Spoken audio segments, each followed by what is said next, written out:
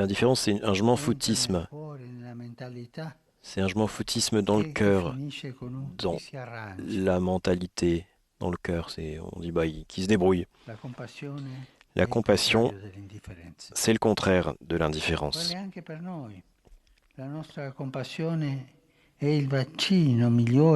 Notre compassion est le meilleur vaccin contre l'épidémie d'indifférence.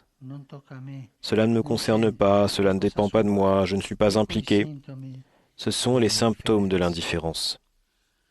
Il y a une belle photographie, je l'ai dit quelques fois, une photographie d'un Romain à l'aumônerie apostolique. Une nuit d'hiver,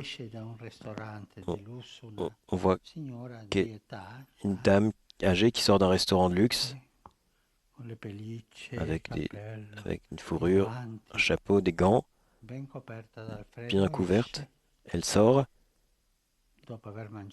après avoir bien mangé, ce qui n'est pas un péché de bien manger. Et à la porte,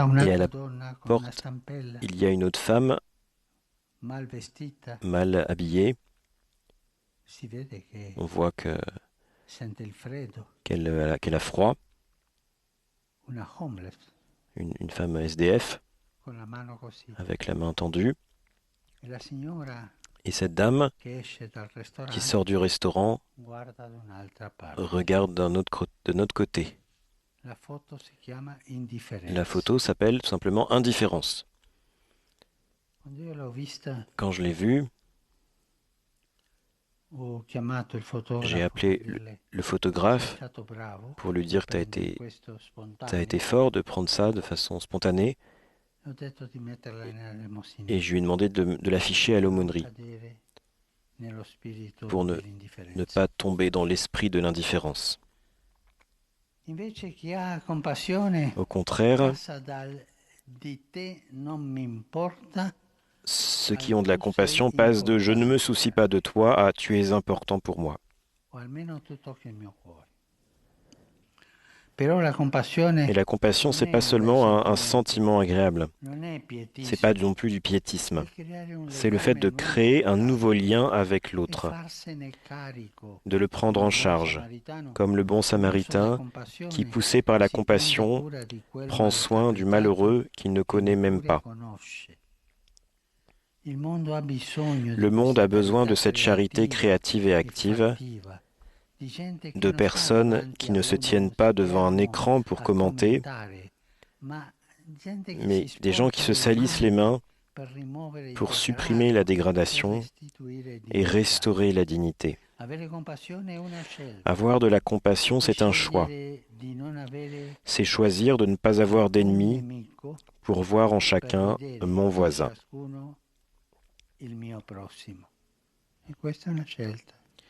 Et ça, c'est un choix. Cela ne signifie pas qu'il faille se ramollir et cesser de se battre. Au contraire, ceux qui ont de la compassion s'engagent dans une dure lutte quotidienne contre le rejet et le gaspillage, le rejet des autres et le gaspillage des choses. Cela fait mal de penser au nombre de personnes qui sont jetées sans compassion. Les personnes âgées, les enfants, les travailleurs, les handicapés. Mais le gaspillage est aussi scandaleux. La FAO a documenté que plus d'1 milliard de tonnes d'aliments comestibles sont jetés dans les pays industrialisés en une année. Plus d'1 milliard de tonnes d'aliments. Ça, c'est la réalité. Aidons-nous mutuellement à lutter contre le gaspillage. Exigeons des choix politiques qui allient progrès et équité,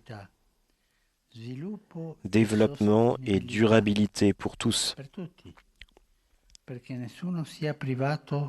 afin que personne ne soit privé de la terre qui vit, du bon air qui respire, de l'eau qui a le droit de boire et de la nourriture qu'on a le droit de manger. Je suis sûr que les membres de chacune de vos communautés ne se contenteront pas de vivre comme des spectateurs, mais ils seront toujours les protagonistes de mythes et de détermination à construire l'avenir de tous.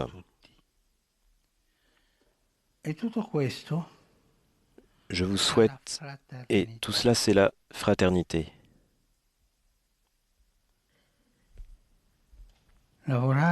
Travailler comme frère, en tant que frère, construire la fraternité universelle. Et maintenant, c'est le moment. C'est le défi de maintenant, d'aujourd'hui.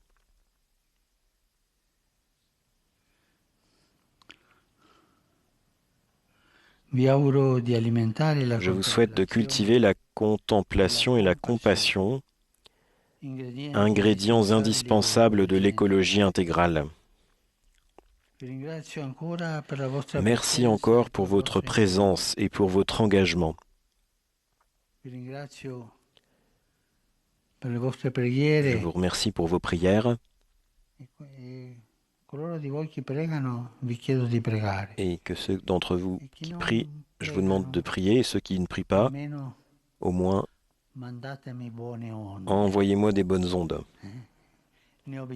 J'en ai besoin.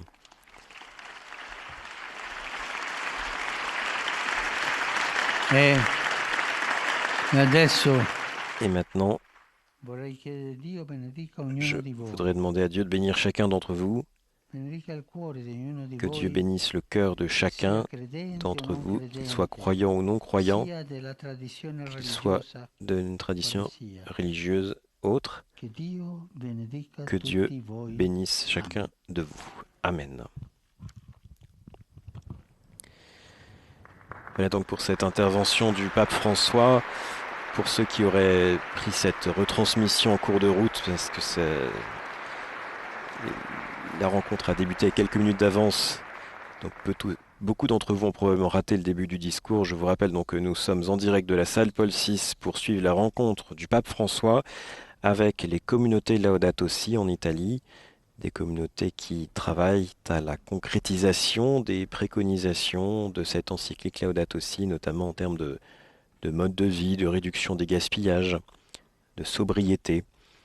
Le pape a été accueilli donc par Carlo Petrini, une grande figure de l'écologie en Italie, connu notamment pour avoir lancé le mouvement Slow Food, et qui est maintenant le coordinateur de ces communautés Laudato Si qui sont présentes dans de très nombreuses régions d'Italie et qui commencent également maintenant à s'implanter au Brésil.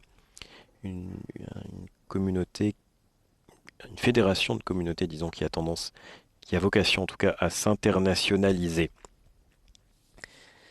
Le pape François a articulé son intervention autour de deux thèmes, la contemplation et la compassion.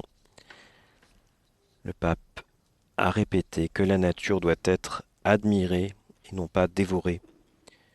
Aujourd'hui, dans notre culture actuelle, les nouvelles sont dévorées et les forêts aussi, malheureusement, brûlent. Le pape a dénoncé le comportement d'avidité qui saisit une grande partie des hommes, notamment dans les pays riches,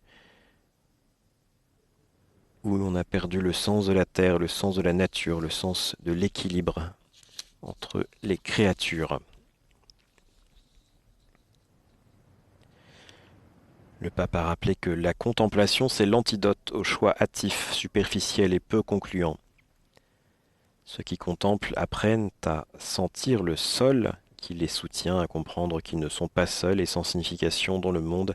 Ils découvrent la tendresse du regard de Dieu et comprennent qu'ils sont précieux. Et donc, deuxième notion abordée par le pape François, la compassion, qui est le fruit de la contemplation.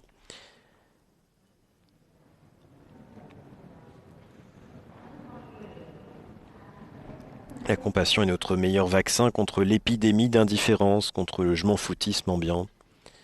Le pape a répété que ceux qui ont de la compassion disent aux autres, non pas « je ne me soucie pas de toi », mais au contraire « tu es important pour moi ». Et ce n'est pas seulement quelque chose de sentimental, mais un engagement concret, une charité créative et active. Voilà, nous voyons sur les images le pape François qui salue les différents participants à cette rencontre, sans leur serrer la main et sans les embrasser à son grand regret, on peut l'imaginer. Le pape qui reste quand même respectueux de la distanciation sociale. Et nous voyons que tous les participants à cette rencontre sont masqués.